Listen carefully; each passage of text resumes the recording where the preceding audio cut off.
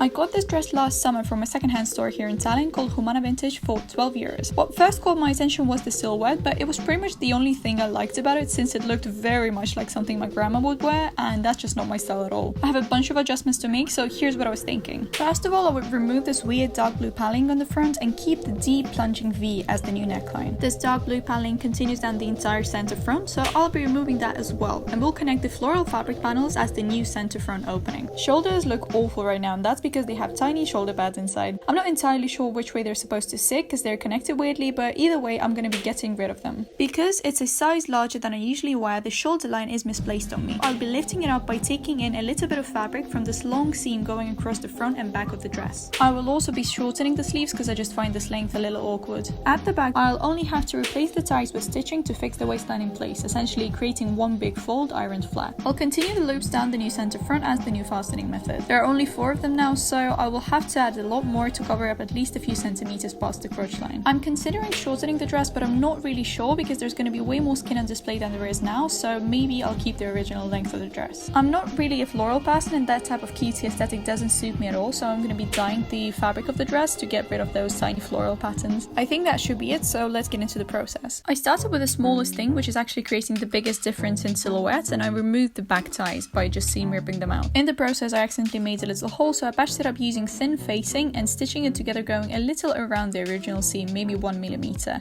Removing the ties, I also had to rip out the original finishing, so I added a new line of overlocker. I tried the dress on without the ties and took in the amount of fabric that would look good on my waist. I stitched the excess fabric right sides in like a tuck by simply adding a 10 centimeter long stitching going from the waistline up. I later ironed it flat and created 1 millimeter stitching on both sides of the center seam that I had just created to secure the excess fabric. Now it is time to remove the unnecessary modesty panel. The front portion I took apart completely, and the back I only seam ripped about 10 centimeters past the shoulder line because this should be enough to smoothly lift up the sleeve line. I marked the necessary amount to lift the shoulder, smoothed out the line to avoid puckering, and cut off the excess, leaving some for seam allowance. To ensure that everything is symmetrical on both sides, I folded the new cut piece onto the other side and repeated the entire process. I first stitched it on a sewing machine and then finished with the overlocker to keep the original finishing, repeating everything on the other side as well.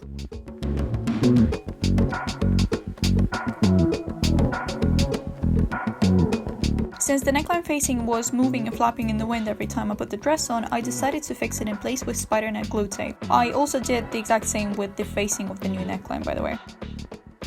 To avoid waste, I reused the back ties for my new loops. I seam ripped them, ironed them flat, and cut in half lengthwise. Then I ironed the 2 long strips in half lengthwise again, stitched them right sides in, and flipped them inside out. Even though I had a special tool for flipping them, it was still super annoying, so it took me about 15 minutes to flip 2 tiny straps. Ironed the sausages flat and stitched them to mimic the existing loops. Cut them to size, folded, ironed. To attach them, I seam ripped the front and stitched them 3 centimeters apart to keep the rhythm of the original ones, and I left enough of tails on each of the loops to catch it in with the overlocker when finishing the front. Initially I cut the sleeves off on a curve but didn't like them when trying on, so later I straightened the curve out. I figured this way the sleeve would lie flat when folded on top of itself when finished, because I was again trying to mimic the original finishing.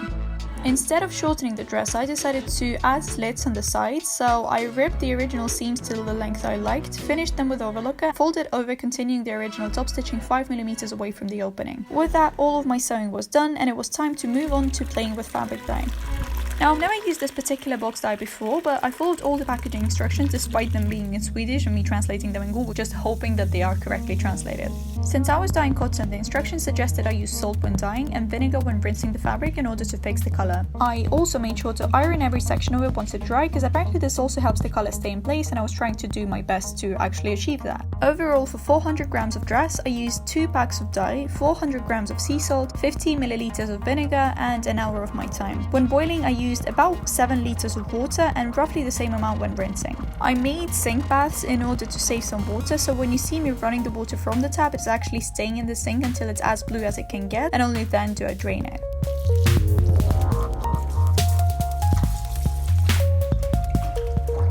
I followed all the instructions to achieve the best results.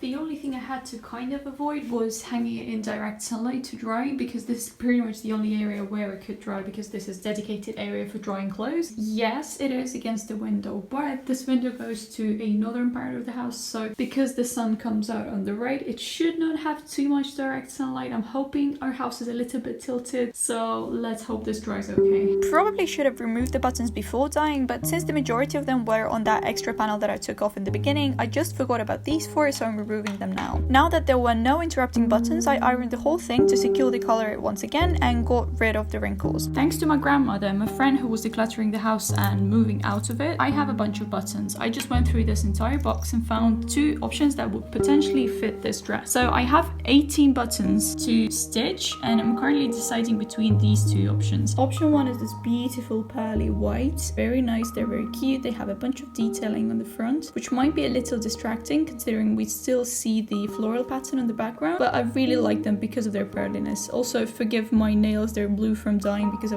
wasn't wearing any gloves yesterday. Option two are these beautiful white fabric covered buttons. They are textured, which could be very interesting against this cotton fabric, but I don't know if I want to go for them. They're stark white as opposed to those pearlies, which are a little bit more yellow leaning than these white buttons. I don't know if that's visible, but they're a little bit more yellowish. Honorable mentions, I found these beautiful buttons as well. This one I only had one of, and I feel like it would have made the dress a little bit too glam looking, which is not exactly my style at all. These two are pretty similar, except this one is just a piece of plastic, which would have made the dress very much like grandma chic, which I'm trying to go away from. So we had option three, but it's just a singular button that I found in this box. I feel like it's very beautiful, and if I were to buy new buttons, maybe I would have gone for something like this because it's very simple as opposed to this one. Because I only have one of those, I'm gonna probably have to go with these ones because they're the most similar. In the end, I went with the pearly ones. I feel like the textured buttons simplified the dress due to their stark white color and an enlarged diameter, whereas the pearly ones had more dimension and complexity and added all of that to the dress. And then began the painstaking process of hand stitching 18 buttons.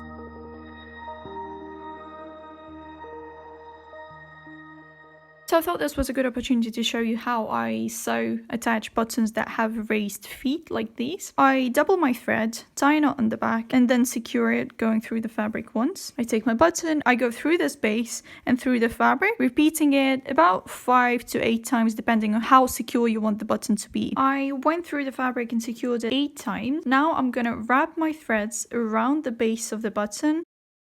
I'm going to do that, let's say 6 times, just until I'm happy with how thick the threading is at the bottom of the button. And I'm going to go to the back of my fabric. This way I'll secure the threads around the base of the button, and then I will come back through the other side of the button to the front, and will take my threads through the base of the button twice or maybe 3 times, just to make sure that those wrapped around threads won't ride up the button. Okay, once it's done, now 2 times. And I'm going to make a knot on the back of the fabric, and I usually do it this way. I put my needle through the excessive amount of threads that I have around, wrap my threads around the needle a few times, and holding on my finger on those threads, I just pull them out. And this way I have a secured knot. Just to be safe, I pull it through the threads once more and cut it off. Now I have a secured button. And with that, the transformation is complete.